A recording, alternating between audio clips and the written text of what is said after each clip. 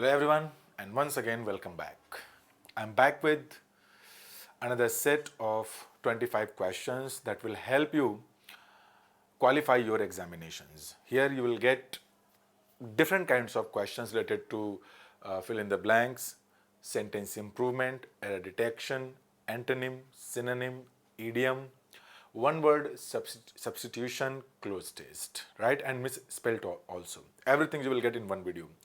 Before I start the practice session, I request all of you to subscribe to the channel if you have not subscribed it yet, and press the beautiful bell icon there so that you can get notified about all the upcoming lessons. Let's begin, my dear friends. Question number 1, आप ही को answer करना है. क्या लिखा है? मनन said that he had no work to do that day. What we have to do? Let us read the direction first here. Select the option that expresses the given sentence in direct speech. It means a sentence, the sentence written in yellow is written in indirect speech, and you have to find out the direct speech of the given sentence. So let us first understand. We can talk about the second form of the verb. This sentence is not written in past perfect tense. If you think it is in past perfect tense, you are wrong.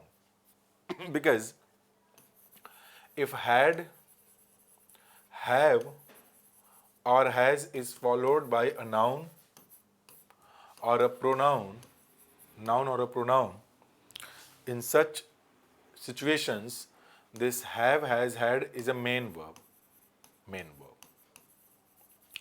And has and have shows present indefinite tense, whereas in such a situation, had shows past indefinite tense. What about present perfect and past perfect? If had, has, and have is followed by the third form of the verb, in such situations, has, have, had considered to be helping verb, and this is called the main verb. In the given sentence, you can see had is followed by a noun. It means it is the main verb, the second form of the verb, past indefinite.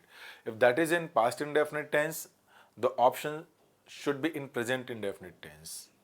According to I, okay, the given sentence is affirmative, as said is said.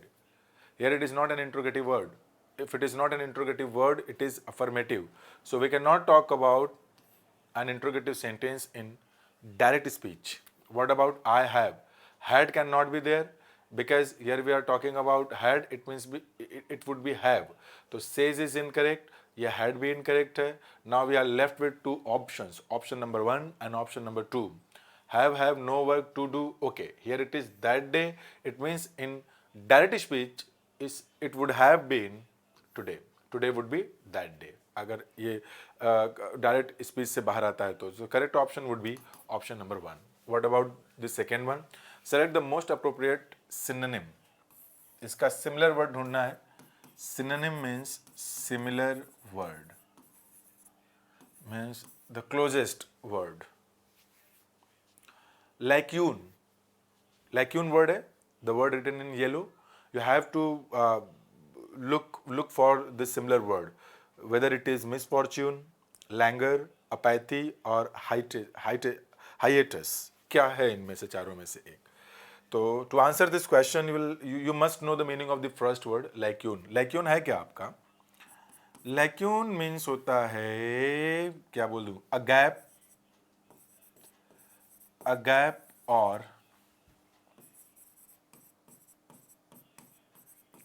Missing part. अब कहाँ का missing part, कहाँ पे gap हो? Specially in a book और a piece of writing, वो भी लिख देते हैं. Specially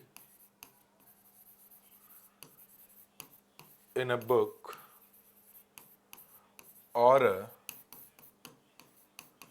piece of writing. इसमें क्या कुछ मिसिंग पार्ट जो हो गया आपका, उसे हमने क्या बोल दिया? ये लैक्यून बोल दिया. मिसफॉर्च्यून क्या है?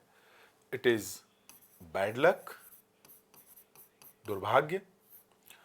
लैंगर क्या होता है? लैंगर साउंड है लंगूर. लंगूर टायर्ड हो गए, याद करने का ट्रिक हो गया लैंगर.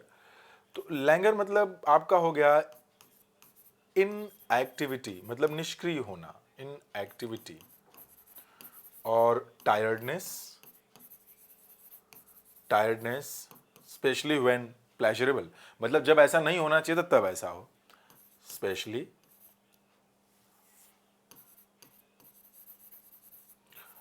when pleasurable, मतलब जब ऐसा नहीं होना चाहिए तब ऐसा हो जाए। अपैथी, एक्चुअल में पहले मैं हाइएटस वर्ड का मतलब बता दूं।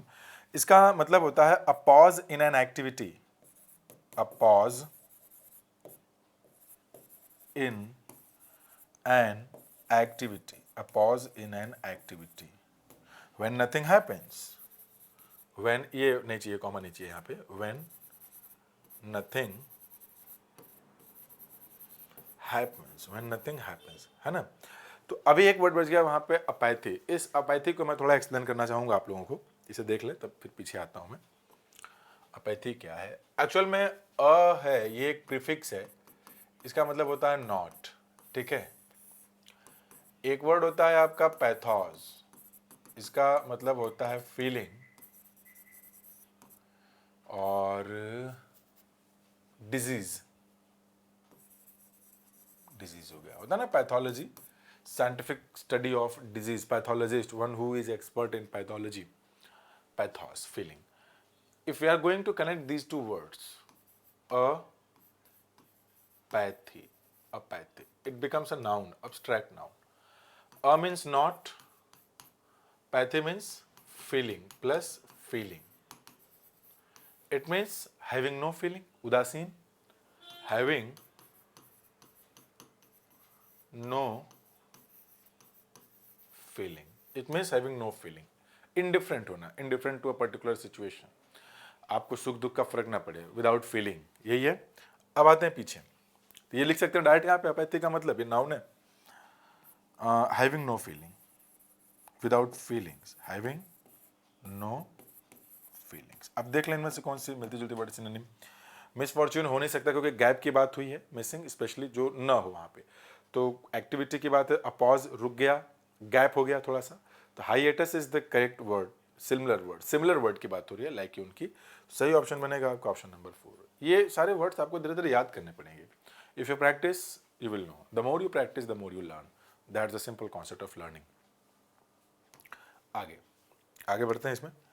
ये एक आ गया फिर से, क्वेश्चन नंबर 3 है, select the most appropriate antonym of the given word. Antonym पूछा है, एंटोनिम मींस अपोजिट वर्ड। क्या है ये? अपोजिट, दिख रहा है ये? हाँ दिख रहा है, अपोजिट वर्ड, उससे मतलब जो थोड़े अपोजिट हो या उसके आसपास हो। तब तक आप आंसर करिए जो वर्ड दिया हुआ है इसमें। सबसे पहले तो लिखा हुआ है एसेंट, उसकी मीनिंग, उसकी अपोजिट मीनिंग वाला वर्ड ढूंढना है। डिसेंट हो गया, पेटेंट हो गया, प्रेजेंट हो गया, रिजेंट हो गया, क्या होगा इसमें? कमेंट योर आंसर्स, आंसर तो अभी करना है। अच्छा, एग्जाम्पल नंबर 4 भी है, select the most appropriate meaning of the given idiom. ये एक ईडियम है, ईडियम को बताना है क्या होगा इनमें से। डार्क हॉर्स, या डार्क हॉर्स का ईडियम क्या होगा? The idiom is written in yellow, an honest fellow, an unexpected winner, a mean person, mean मतलब घटिया हो गया, cheap mentality people, people with cheap mentality, a slow runner, धीरे धीरे दौड़ने वाला बंदा। ठीक है ना, इसका जरा आंसर करिए तो क्या बनेगा भाई, देखिए क्या होना चाहिए भाई इसमें। Waiting for your comments. आइए देख ही लेते हैं। एसेंट, एसेंट का मतलब क्या हो जाएगा? The process of climbing up. Ascent means the process of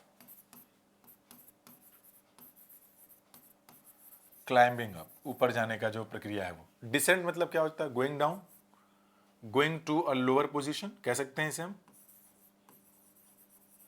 going to a lower position, ये तो ये निकलेगा इसका मतलब। अच्छा, पेटेंट का मतलब क्या होता है? पेटेंट का एक मतलब तो होता है राइट टू यूज समथिंग, होता है ना, बोलते हैं पेटेंट है मेरा, राइट टू यूज समथिंग।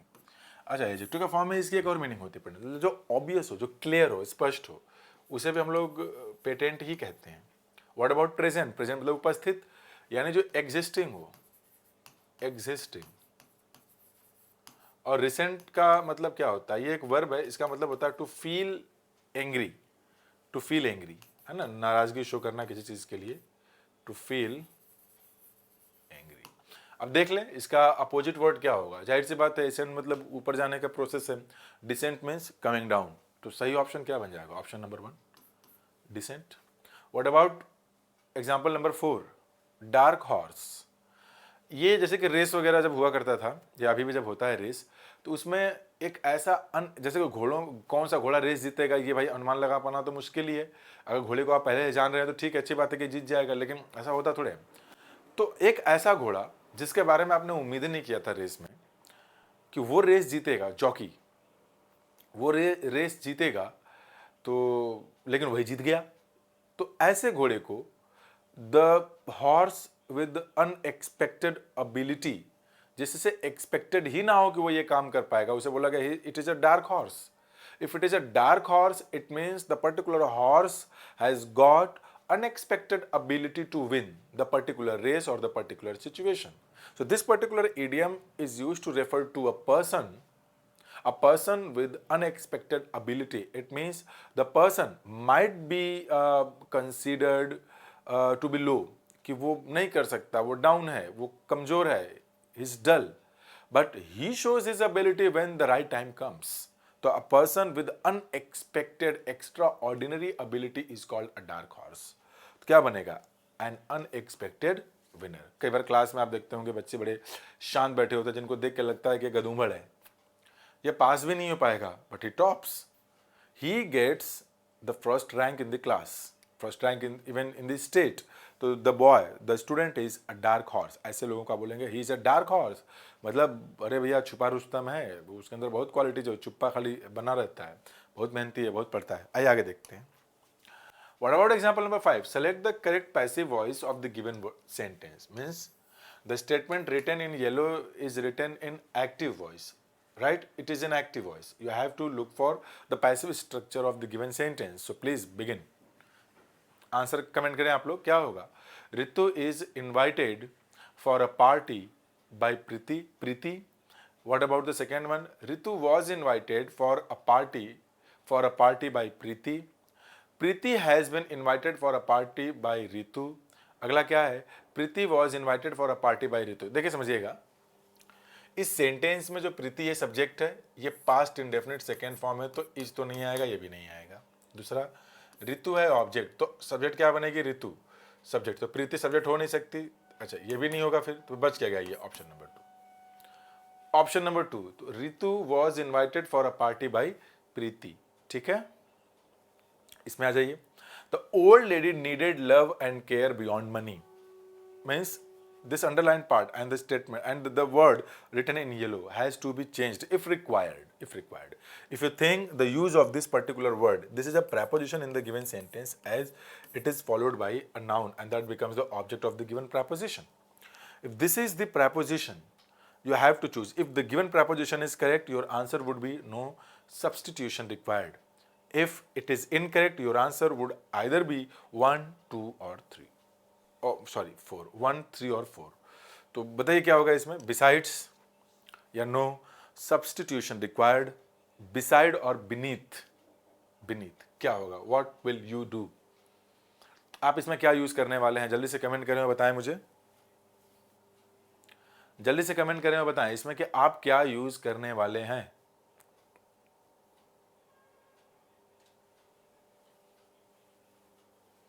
ठीक है, हाँ देखिए मैं समझाता हूँ। सबसे पहली बात तो यह है कि बियॉन्ड का मतलब क्या है।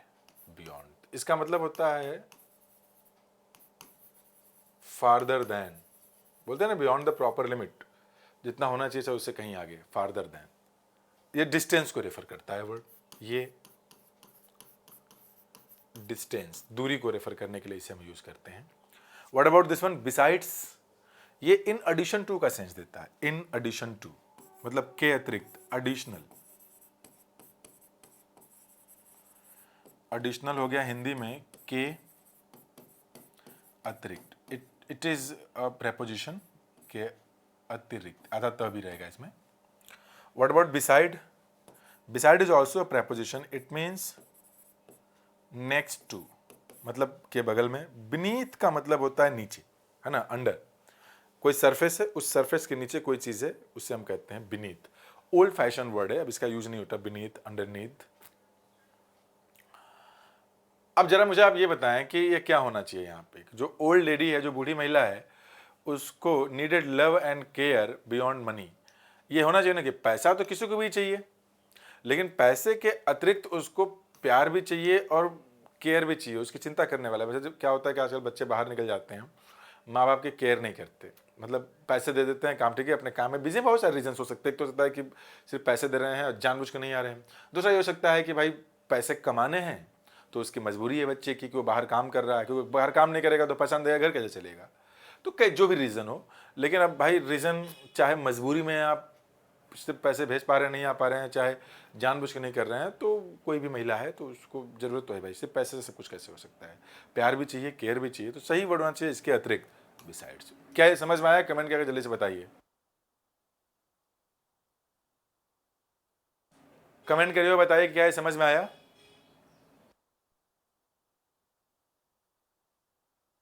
आसान से एग्जाम्पल्स हैं, बहुत टफ थोड़ी है।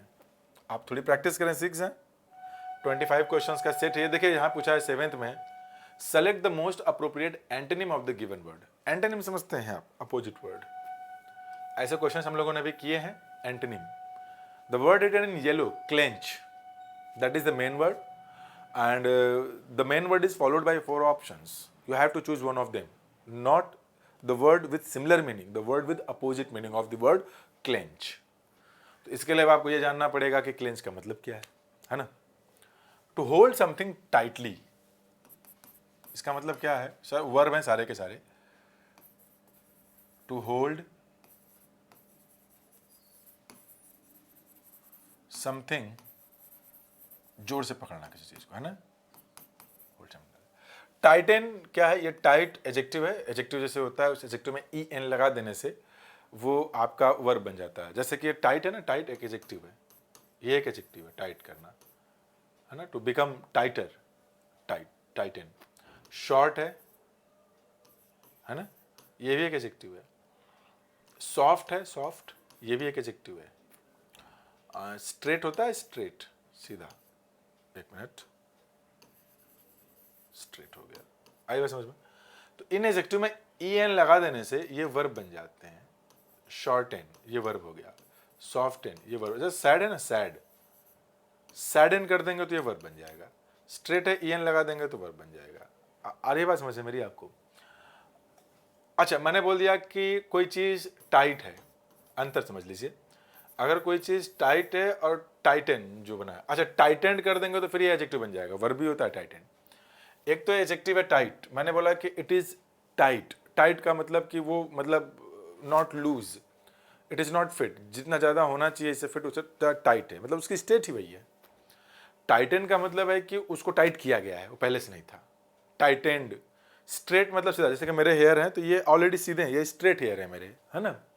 लेकिन कई लोगों के हेयर कर्ली होते हैं या वेवी होते हैं। वेवी हेयर किसके, जैसे माधुरी दीक्षित के हेयर थे, अब उसको स्ट्रेट किया गया। किसी के हेयर कर्ली हैं, कर्ली हो गया। अब उसको, वो स्ट्रेट नहीं था, अब उसको स्ट्रेट किया गया है एक्सटर्नल कुछ केमिकल यूज करके या फिर एक्सटर्नल फोर्स का यूज करके, व्हाट्सोएवर यूजिंग बाय एनीथिंग, तो वो कह देगा स्ट्रेटेंड हेयर। स्ट्रेट हेयर का मतलब है,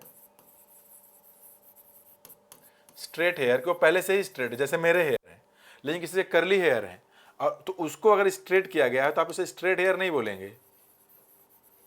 स्ट्रेटन तो एजेक्टिव वर्ब हो गया, स्ट्रेटेंड ये एजेक्टिव हो गया। स्ट्रेटेंड हेयर का मतलब ये निकल जाएगा आपका को वो स्ट्रेट था नहीं, उसको स्ट्रेट किया गया है। स्ट्रेट हेयर का मतलब ये निकल गया को पहले से ही स्ट्रेट था, ठीक है। तो वैसे ही टाइटन भी एक वर्ब ही है आपका। To become tighter, to become tighter. Clasp का मतलब भी वही होता है, to hold something tightly, to hold something tightly. Hold का मतलब क्या होता है? To keep something in your hands, to keep something in your hands, पकड़ लेना किसी चीज को। अच्छा, रिलैक्स का मतलब क्या हो जाएगा? To take rest, to take rest. Rest. आगे बात समझ में? टू टेक रेस्ट, तो उसका अपोजिट पूछा है, तो क्लेंस का ये बाकी सब तो इसका सिनोनिम ही हो गए। तो एंटोनिम क्या बन जाएगा? रिलैक्स। यानी option number 4 is the correct answer. Option number 4 is the correct answer. ठीक है, तो रेडी हो जाइए इसके लिए आप लोग। ठीक है, थोड़ा आगे बढ़ते हैं। अच्छा, वीडियो लगी कैसी, इसे कमेंट करके नीचे कमेंट बॉक्स में बताइएगा जरूर आप लोग। आगे दिया है क्वेश्चन नंबर 8 है, select the option that expresses the given sentence in passive voice. Passive voice में है ना, it means the given sentence is written in active voice. अब है क्या इसमें? The Smiths have put up a huge Christmas tree. अच्छा, ये put up क्या होता है? Put up something, put up a tent, है ना। इसका मतलब होता है टू इरेक्ट, खड़ा कर देना, या टू बिल्ड समथिंग। तो जो स्मिथ्स लोग जो हैं, स्मिथ लोग जो हैं, सारे लोगों ने क्रिसमस ट्री बना दिया है, होता है ना क्रिसमस के दिन बनाते हैं लोग। तो ये जो है हैव पुटअप, ये हेल्पिंग वर्ब है, ये third form of the verb, phrasal verb है पुटअप। ऑब्जेक्ट क्या बन जाएगा? अ ह्यूज क्रिसमस ट्री, यानी a huge Christmas tree has been होना चाहिए पैसिव में। इज गया, इज वॉज गया, हैज होना चाहिए। Option number 1 is the correct answer. आसान था। ये क्या हो गया? यही से करना है ना? हाँ ठीक है, आ जाइए क्वेश्चन नंबर 9 देखें तो क्या है। The question is quite too simple for me to answer. The given sentence has been split into 4 parts. 1. To answer. 2. Is quite too. 3. This question. 4. Simple for me. It means one of the part of the sentence, जो भी है ये parts of the sentence has got the error. So the sentence, the part of the sentence having the error is the option, is the correct answer. तो choose करिए. What about this one? Select the option that can be used as a one-word substitute for the given group of words. One-word substitute क्या होना चाहिए इसका भाई? क्या है? Drawings or writing scribed on walls on public places. ये scribed, okay, scribbled लिखा है, ठीक है। इसका मतलब क्या होता है? स्क्राइब करना, मतलब लिख देना उस पर। क्या होगा? Graffiti, posters, sketches, hoardings. एक काम करते हैं, इन सब की जरा मीनिंग्स मैं आपको दिखाने की कोशिश करता हूँ, ठीक है ना। इसको मैं यूट्यूब की जब व्यवस्था है ही हमारे पास, इतनी अच्छी चीज़ें, ये क्या चल रहा है? अरे इधर से कुछ चल भी रहा था। ओके, आ गए इधर हम। देखिए, यहाँ पे मैं एक काम कर देता हूँ, ये ग्राफिटी था ना, आ गया क्या? ये रहा। देखिए क्या होता है आपका, इसके मैं इमेजेस में जाता हूँ, आपको थोड़ा समझना। जैसे कि वॉल वगैरह पे कई बार देखेंगे, अगर आप इलाहाबाद से हैं या लखनऊ से हैं या फिर दिल्ली, जो यूनिवर्सिटीज़ होते हैं उनके जो वॉल्स होते हैं उस पर ऐसे कुछ बना दिए जाते हैं लोग, इसे कहते हैं ग्राफिटी, है ना। ग्राफिटी ऐसे इमेजेस जो पेंटिंग वगैरह कर दिया गया, कुछ लिख दिया गया। आइए मैं आपको दूसरे वर्ड दिखाता हूँ। एक वर्ड था वहाँ पे पोस्टर। पोस्टर्स जो होते हैं ना, क्या कहते हैं, अ टाइप ऑफ एडवर्टीजमेंट होता है जिसमें कि हम लोग वॉल्स पे कुछ चिपकाते हैं, पोस्टर्स। इसको देख लेंगे ना, थोड़ा याद करना अपने के लिए आसान हो जाएगा। देख लीजिए, ये सब क्या है? मूवी पोस्टर्स हो गए, आपके कोचिंग वगैरह के एडवर्टीजमेंट के पोस्टर्स हो गए। तो ये सब जो वॉल पे हम चिपकाते हैं उसे कहते हैं पोस्टर्स। और वर्ड्स देख लेते हैं भाई, यहाँ पे क्या है? और भी तो वर्ड्स थे वहाँ पे ना, वहाँ पे यही हट जा रहा है। मैं एक काम करता हूँ, इसे यहाँ से थोड़ा हटा देता हूँ। पोस्टर्स के अलावा और कौन से वर्ड्स थे भाई, जरा देखिए तो। पोस्टर, स्केचेस तो समझ गए, पेंसिल वगैरह का यूज़ करके हम ड्राइंग करते हैं। वो होर्डिंग्स जो बड़े बड़े लगाते हैं, मैं दिखाता हूँ, ज़्यादा अच्छा रहेगा, ये देख लेना आपका। होर्डिंग्स की अगर मैं बात करूँ, ये भी एक टाइप ऑफ एडवर्टीजमेंट ही होता है, आप समझें इसे। ये भी एक टाइप ऑफ एडवर्टीजमेंट ही होता है, जो बड़े बड़े नहीं लगते हैं आपके पोल्स वगैरह के ऊपर जो देखते हैं, जैसे कि ये हो गया आपके होर्डिंग्स हो गए, वो सब देख रहे हैं ना। ये होर्डिंग्स क्या क्या है इसमें देख लीजिए, ये सब भी होर्डिंग्स के ही टाइप हैं। सब टाइप हैं, कभी छोटे हो सकते हैं, कुछ बड़े हो सकते हैं। तो ये आपको ध्यान में रखना है होर्डिंग के बारे में, ठीक है ना। तो drawings on writing scribbled on walls in public places. Public places मतलब क्या? जो सरकारी जगह हो, तो उसको हम क्या कहते हैं? हम उसे कहते हैं ग्राफिटी। ग्राफिटी कहते हैं, ठीक है ना। बंटिंग्स होता है, झंडियाँ। बंटिंग्स भी से मिलता जुलता वर्ड है, जो झंडियाँ हम यूज़ करते हैं फेस्टिवल वगैरह में, वो। ये आई जरा, इसमें था 11। Select the most appropriate synonym of the given word. Synonym यानी कि similar word. The word solemn, ये the word written in yellow is the main word, and you have to find out this similar word out of these 4 options. Dignified, trivial, excited, frivolous, ये सारे के सारे adjectives हैं। ये भी adjective है, adjective, adjective, ये सारे के सारे एडजेक्टिव्स हैं। जरा चेक करिए तो, solemn, solemn of a person, अगर किसी पर्सन को रेफर करना चाहते हैं आप, ऑफ अ पर्सन, तो ये पर्सन के कैरेक्टरिस्टिक को बताने वाला वर्ड है सोलेम। इसका मतलब होता है वेरी सीरियस, मतलब एक ऐसा पर्सन जो बहुत ही ज़्यादा सीरियस हो, एंड नॉट स्माइलिंग, जो हंसे वैसे नहीं, हंसी मजाक ज़्यादा ना करे, उससे आपने क्या बोल दिया, नॉट स्माइलिंग, सोलेम। सिनोनिम पूछा है, अच्छा जो ट्रिवियल वर्ड दिया गया है, ट्रिवियल का मतलब होता है नॉट इंपॉर्टेंट, तुच्छ जिसे कहते हैं आप लोग, नॉट इंपॉर्टेंट, तुच्छ। एक्साइटेड मतलब क्या हो जाएगा, एंथुजियास्टिक, एंड ईगर, ईगर मतलब भी उत्सुक ही होता है।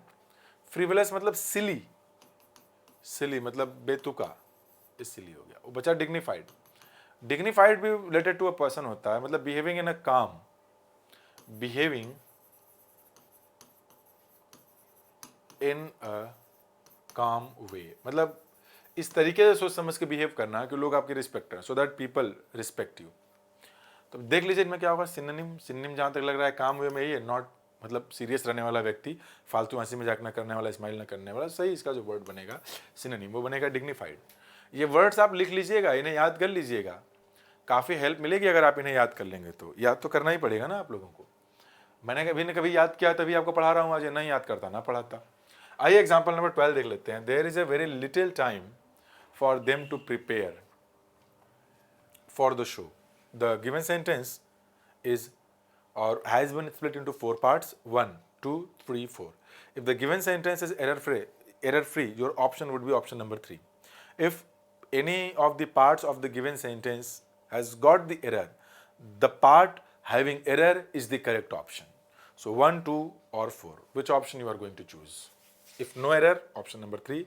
If there is an error, your option would be either 1 or 2 or 4. देखिए बताता हूँ क्या होता है। ये जो टाइम है ना, this is an uncountable noun. If it is an uncountable noun, the use of A is incorrect. तो where is the error, error is in part 4, remove A, very little time, option number 4। Very little time means almost no time, time है ही नहीं, तुरंत काम करना है, जल्दी से करो, हटो भगो, कितना टाइम लगेगा। Next example number 13, select the most appropriate option to fill in the blank. Fill in the blank. The question is based on fill in the blank. An incomplete sentence is given to you. Harish's voice blank, and this is the area. This is the particular place where you have to fill the blank with the options available. 4 options. In the empty rooms for their new house. क्या किया हरीश की voice ने? What did Harish's voice do? Relapsed, reverted, resounded, resorted. Let me explain these words. आइए, होगा तो इसका resounded, लेकिन अगर मैं इनकी मीनिंग्स की बात करूं तो देखिएगा जरा। relapse up to here, it is a verb. revert here, verb. resound, verb. resort, noun and verb both. Relapse means to become worse, to become worse. Again after, wait a minute.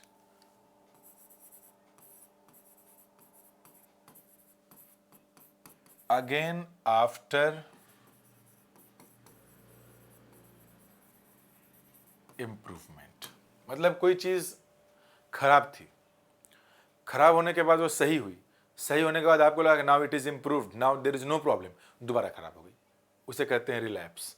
तो voice की बात हो रही है, empty room की बात हो रही है, तो ये तो ऑप्शन हो नहीं सकता। रिवर्ट का मतलब है to get back to the previous state, to get back to the previous state, पहले चले जाना। रीसाउंड मीन्स व्हाट, इको, प्रतिध्वनि। रिजॉर्ट, देखिए रिजॉर्ट की अगर बात किया जाए तो it has got two different meanings. जैसे रिजॉर्ट अगर आप यूज करते हैं as a noun, it means a place where a lot of people go on holiday. A place where a lot of people go on holiday. एक जगह जहाँ पे बहुत सारे लोग छुट्टियों में जाते हैं, जो शहर से जनरली दूर होता है, बड़े शहरों में स्ट्रेस वगैरह दूर करने के लिए लोग जाते हैं. Resort to is a verb also. Resort is a verb also, and it is in this particular situation it is followed by to. There to is a preposition. If a verb ing form is there, resort to doing something. If I say I resorted to working in this particular organization, so resort to doing means what? You start doing something. To start doing something because you are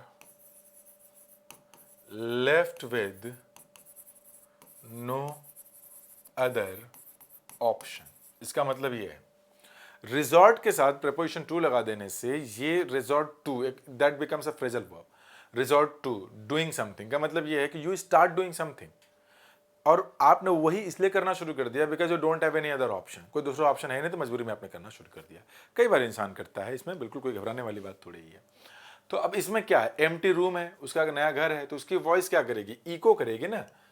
ये रहा eco, रिसाउंडेड, दोबारा sound करने लगा. What about example number 4, if he wants further information send him to me. अगर वो further information चाहता है तो उसको मेरे पास भेज दो, उससे हम बात करता हूं. It means the given sentence जो है it is based on error detection. Error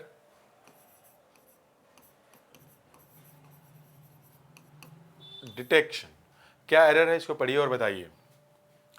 The sentence has been split into 4 parts. Further information to me if he wants send him, है ना.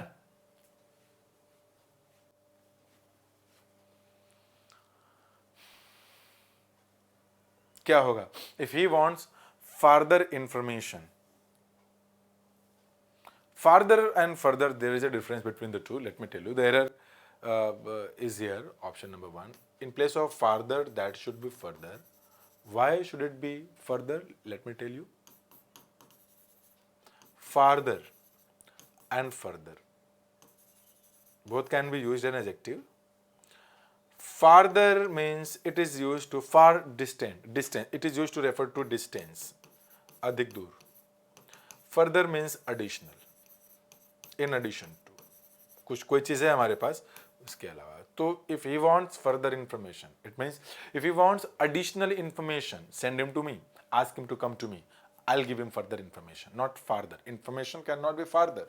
Information may be additional. Additional means what? I have some information, I want some more information in addition to this. It means further information, additional information. Question number 15 देखें. Select the option that can be used as a one-word substitute. One-word substitute, okay. For the given group of words, the group of words written in yellow is the main phrase. ये word phrase है, and you have to choose the one word for this particular phrase. Entomology, okay, let me make myself clear. Logos is a root word. It means science of or study of, जहाँ भी लग जाए. तो here we are talking about science of or study of, science of, study of, science of, study of, science of, study of. What is biology? The study of living things. The study of, in general we can say, living things. What about ecology? Ecology means the study of the relationship between the living things, the living wait, the living things and their surroundings. What does this mean? पर्यावरण system होता है ना, पर्यावरण का अध्ययन करना, पर्यावरण संबंधी अध्ययन। पर्यावरण मतलब क्या हो गया? जो धरती है हमारी, इस धरती पे लोग जितने भी लिविंग ऑर्गन्स हैं और उनके आसपास के वातावरण, इन दोनों के बीच का क्या संबंध? That is called ecology. Geology means called what? The study of rocks origin and their formation, है ना? ये क्या बन गया? The study in general meaning we can understand of rocks etc. and their formation. Entomology is called study of insects.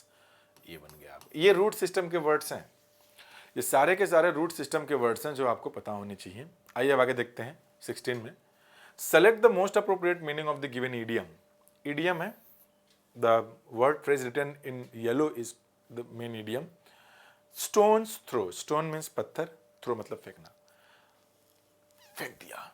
मान लीजिए पत्थर फेंका आपने, अब पत्थर कोई भी इंसान स्टोन कितनी भी तेजी से फेंके बहुत दूर तो जाएगा नहीं। मान लीजिए कि वो स्टोन जितना भी दूर गया, आपका कोई दोस्त आया और आपके घर से उतनी ही दूरी पे है जितना दूर आपने पत्थर फेंका, तो पत्थर को इंसान फेंकेगा ज़्यादा से ज़्यादा 50 मीटर 100 मीटर ही जाएगा, इससे ज़्यादा दूर नहीं जाएगा। और आपके घर से 50 मीटर या 100 मीटर की दूरी बहुत ज़्यादा दूर नहीं होती, तो आप बोलेंगे पास में ही। स्टोन्स थ्रो का मतलब है पास में ही, short distance. Option number A, option number 1 is the correct answer. Next, select the incorrectly spelled word, मतलब जो रॉन्गली स्पेल्ड है, गलत है, सही नहीं है। अच्छा, इसका प्रोनाउंसिएशन आइसल नहीं है, आइल है, आइल, आइल, अडॉर्न। अच्छा, जो इस गलत वर्ड है वो ये है एटिक, ये के नहीं होगा यहाँ पे, यही गड़बड़ है। एटिक, अल्टर, अल्टर का मतलब क्या होता है? A high table in the centre of a religious place, उसे कहते हैं अल्टर। अच्छा, इसी से मिलता जुलता एक और वर्ड होता है, वो भी अल्टर ही, उसका प्रोनाउंसिएशन है ER होता है। इस अल्टर का ये वर्ब होता है, इसका मतलब होता है टू चेंज, बदल देना किसी चीज को, ठीक है, ध्यान दीजिएगा। एटिक का मतलब क्या होता है पता है? स्पेस। एटिक का मतलब अटारी हिंदी में कहते हैं, मतलब some space under the roof of a house or building, house और बिल्डिंग। आइए मैं इसको दिखा भी देता हूं ये क्या होता है। अच्छा, आइल क्या होता है? आइल मतलब होता है a passage between the seats in a church और थिएटर। अ पैसेज, पैसेज मतलब रास्ता, पैसेज मतलब ये वो वाला पैसेज नहीं जो पैराग्राफ है। A passage between the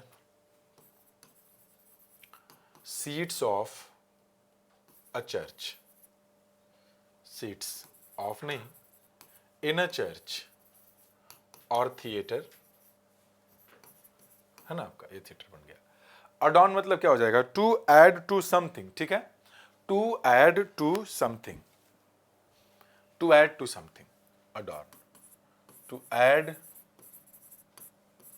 to something, to make it more beautiful, to make it to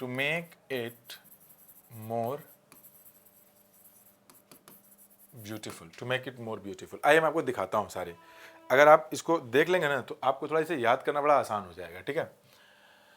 आइल, सबसे पहले मैं आप लोगों को आइल दिखाता हूं। आइल का, ये आइल वो वाला आइल नहीं है, आ गई का तो का करी ना, आइल गईल, ये वाला आइल नहीं, आइल AI मान लेते हैं हमारा वर्ड है, ठीक है ना।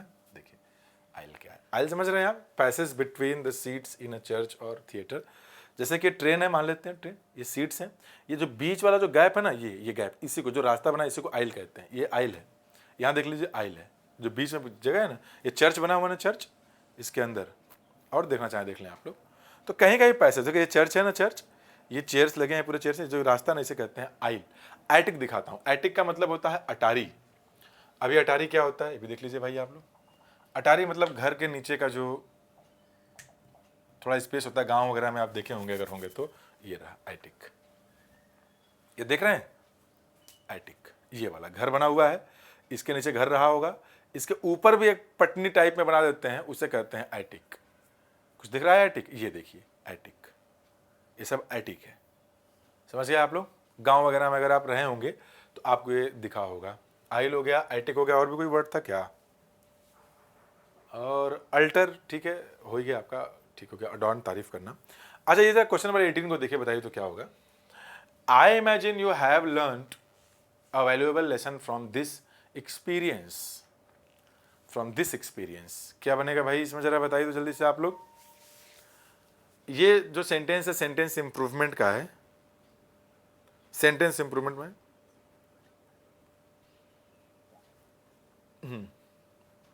देखिए मैं बताता हूं।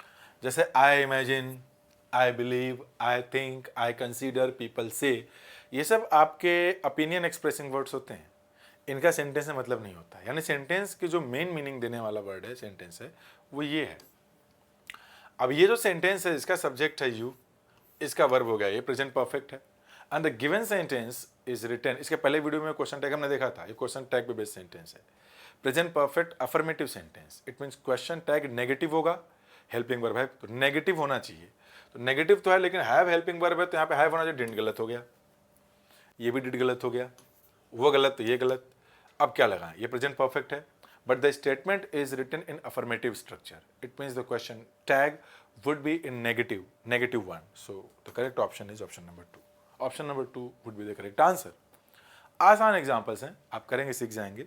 आइए आगे। क्वेश्चन नंबर 19 देख लें। Your elder sister lives in a big city. Okay, this is also based on question tag. अब इसमें बताएं आप। 20वां देख लें, पीकी वारिस पे बेस्ड है। दोनों के आंसर आप करिए।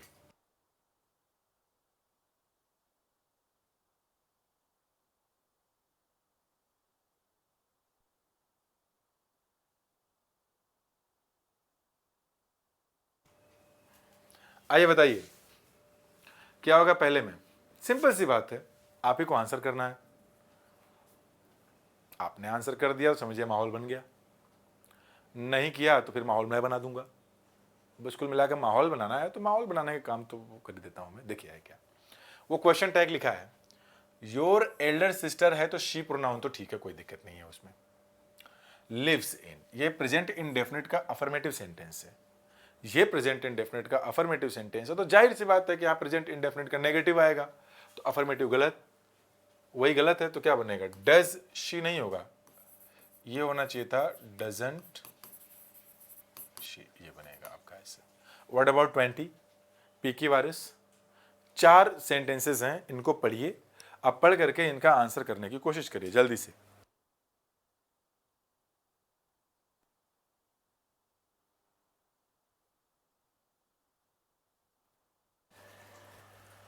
आइए देखते हैं इसे। इट इज ए पार्क, किसी भी सेंटेंस की शुरुआत जनरली प्रोनाउन से नहीं होती, तो ए से तो शुरू नहीं हो सकता क्योंकि इट एक प्रोनाउन है। बी है क्या, बी चेक कर लेते हैं। One difference is that it is made from nearly 250 tons of scrap. तो वन डिफरेंस का मतलब है कि और भी किसी डिफरेंस की बात हो, कोई चीज बताइए किसी डिफरेंस की बात है। दूसरा कि यहाँ पे इट लिखा हुआ है, तो वो डिफरेंस किसके बारे में कहा गया, पहले वो आना चाहिए, और इट क्यों लगा पहले ये पता होना चाहिए, तो बी से भी शुरू नहीं हो सकता। अब बच गया आपका डी, तो शुरू तो डी से ही होगा। अ न्यू पार्क, एक नया पार्क है, कॉल्ड पार्टिसिपल है, पास्ट पर, कॉल्ड भारत नाट्यम, भारत दर्शन पार्क, ये एडजेक्टिव बन गया। अ न्यू पार्क, जिसका नाम है, जिसे कहा जाता है Bharat Darshan park, a new park has been thrown, throw open to, ये एक आपका लिख देता हूं मैं, थ्रो ओपन टू पीपल या समवन। इसका मतलब क्या है, एक इडियोमेटिक एक्सप्रेशन है। इसका मतलब होता है to make available, make available, किसी को लिए अवेलेबल कर देना ताकि लोग उसको यूज कर सकें, ठीक है। तो क्या होगा, एक नया पार्क खुला है, बनाया गया है, जिसको कि अवेलेबल किया गया किसके लिए, पब्लिक के लिए। कहाँ पे, दिल्ली में पब्लिक के लिए। बहुत बढ़िया। अब डी तो हो गया, बी लगाना है कि ए लगाना, देख लीजिए। It is a park, one difference. अच्छा, बी इसलिए नहीं लिख सकता क्योंकि वन डिफरेंस की बात हुई, तो पहले पता करना पड़ेगा डिफरेंस की बात क्यों हो रही है। जरा एक ए चेक करते हैं। It is a park quite different from any other we have seen. मतलब ये एक ऐसा पार्क है जो बिल्कुल डिफरेंट है। क्वाइट डिफरेंट का मतलब बिल्कुल डिफरेंट है, किससे? Different is followed by from दूसरे जितने भी पार्क हैं जिसे कि हम लोगों ने अब तक देखा है। तो अब बात आएगी, पहला डिफरेंस वो है, दूसरा डिफरेंस ये है। तो डी होगा, फिर ए होगा, फिर बी होगा, फिर C. Option number 2। Option number 2 आसान सा है बिल्कुल, ये आप थोड़ी सी प्रैक्टिस करेंगे अच्छा कर ले जाएंगे। ठीक है, अब आ गया माय फेवरेट, क्लोज टेस्ट। ये क्लोज टेस्ट है, इसे आपको पढ़ना है, पढ़ के आपको इसका आंसर करना है। जल्दी से आंसर करिए, चलिए बताइए। If you thought that yoga was, अच्छा मैं इसको बता ही देता हूँ, पूरा एक्सप्लेन ही कर देता हूँ अच्छे से। ये इफ कंजंक्शन है, यू सब्जेक्ट है, थॉट। अगर आपने ऐसा कभी सोचा था, क्या सोचा था कि जो योगा है was all about bending and twisting your body in odd shapes. Odd मतलब विचित्र हो गया, टेढ़ा मेढ़ा, शेप्स मतलब स्वरूप, रूप हो गया। अगर आपने कभी ऐसा सोचा था कि जो योगा है वो yoga was all about bending and twisting your body, अपने बॉडी को बेंड करना, ट्विस्ट करना, इधर उधर सब किए जा रहे हैं खूब, सिर्फ यही है अलग अलग शेप बनाना, तो इट्स टाइम टू रीथिंक। तो अब सही समय आ गया कि दोबारा सोचिए, यानी कि जो आप सोचे थे वैसा नहीं है। आगे, योगा इज मोर। ये मोर है एक मतलब एडजेक्टिव है। इस एडजेक्टिव को क्वालिफाई तो एडवर्ब करेगा। कंपैरेटिव में लिखा है तो वो एडवर्ब क्या बन गया? मच। योगा इज मच मोर, योगा इससे कहीं ज्यादा है ना। वैसे मान लेते हैं कोई हाथ ही बनाया जा रहा है, पूरा घुमा करके ऐसे पकड़ लिया है कि नहीं, पूरा ऐसे करके पकड़, पता नहीं कैसे कैसे हाथ मुंह बनाए जा रहे हैं। तो सिर्फ इतना ही नहीं है, योगा इससे कहीं ज्यादा है। आपको दोबारा से जो है इसको सीखना चाहिए। समझ में आई बात? योगा इज मच, यहां मच लिख रहा हूं, much more. In very simple words, मतलब एक आसान से शब्दों में, गिविंग केयर। अच्छा, कोई चीज दे रहे हैं आप, giving care, giving something to somebody. जो देखिए कई प्रेपोजिशन है यहाँ पे, ऑन है, टू है, तो टू जो होती है ना वो डेस्टिनेशन की प्रेपोजिशन होती है। आपने किसी को कोई चीज दिया तो जिसको दिया वो रिसीवर, चलो टू लगाएंगे आप। तो गिविंग केयर, तो ये है क्या आपका, इन सिंपल शब्दों में, giving care to your body, मतलब अपने बॉडी का ध्यान देना, दिमाग का ध्यान देना, सांसों का ध्यान देना, इज योगा। इज, अब इज का सब्जेक्ट कौन है? गिविंग। गिविंग केयर, तो giving is yoga. What is giving? Is yoga. Giving care किसको देना? बॉडी को, माइंड को, सांसों को। डिराइव, डिराइव करना मतलब किसी चीज का ओरिजिन होना, ओरिजिन को रेफर करना, to refer to an origin we use preposition from. तो ये अंडरस्टूड है, बिना प्रेपोजिशन देखे भी आप लगा सकते हैं कि हाँ फ्रॉम ही आएगा। देखिए फ्रॉम है भी, ऑप्शन नंबर 2। तो यहां पे क्या बन गया? Much more. यहां पे क्या आ गया आपका? टू। ये डेस्टिनेशन हो गया, इसको देना, वो बन गया आपका फ्रॉम। अच्छा, derived from the Sanskrit word. अच्छा, योगा जो है संस्कृत वर्ड से निकाला गया है, युज। इसका मतलब क्या होता है? Fuse, which means to unite और इंटीग्रेट, जोड़ देना, इंटीग्रेट कर देना, योगा का मतलब है। योगा इज, अच्छा वहां देखेंगे, एक मिनट आगे थोड़ा बढ़ते हैं। ये था मच मोर, ये था यहां पे टू योर बॉडी, ये था यहां पे from. Yoga is a 5000 year old Indian body. एक बॉडी है, योगा क्या है? A body of knowledge, knowledge की एक इंडियन बॉडी है। लग गया वहां पे। अच्छा ठीक है, आगे देख लेते हैं जल्दी से, आसान सा है। Yoga is much more, giving care to your body, derived from Sanskrit, is a this. Okay, last one आ गया, fifth one. Yoga is all about harmonising. Harmonise, देखिए एक वर्ब है, हार्मोनाइज समथिंग विद समथिंग, मतलब किसी चीज के साथ किसी चीज को हार्मोनाइज करने का मतलब ये निकल गया उसके साथ तालमेल बैठाना। तो yoga is all about harmonising something with, something with, मतलब योगा क्या है? योगा सब कुछ किससे रिलेटेड है? हार्मोनाइज करना, तालमेल बैठाना है, किसका? आपके बॉडी का, विद द माइंड, आपके breath, through means of various breathing exercises. Baba Ramdev नहीं करते हैं? Part of yoga meditation, part of meditation, तो वही लिखा गया योगा के बारे में इसमें। और वास्तव में योगा आप करते हैं तो आपका ध्यान थोड़ा लगता है, अच्छा रहता है। बॉडी फिट रहती है। Yoga is all about harmonising the body with the mind and breath through means of various breathing exercises, yoga poses, pose मतलब क्या हो गया, आसन्स एंड मेडिटेशन, मतलब कई सारे माध्यम है जिसके थ्रू हम लोग जो है योगा वाला ये काम करते हैं। तो ये रहा पूरा योगा के बारे में, ये पूरा का पूरा पैराग्राफ रहा, 25 क्वेश्चंस थे। Please practice a lot because the more you practice the more you learn, the more you would be confident, and to qualify your exam you must be confident. Confident होने के लिए आपका knowledge होना चाहिए, knowledge के लिए practice होनी चाहिए। तो 25 क्वेश्चंस के सेट हैं, I have just discuss it on everyday basis, so don't worry my dear friends, you are doing really very well. ऐसे ही करते रहिए, मस्त रहिए, और क्या चाहिए, बस दबा के पढ़ते रहिए। बाय बाय, अगली मुलाकात होगी जल्द ही अगले वीडियो के साथ, अगले सेट ऑफ क्वेश्चंस के साथ। Bye bye, take care.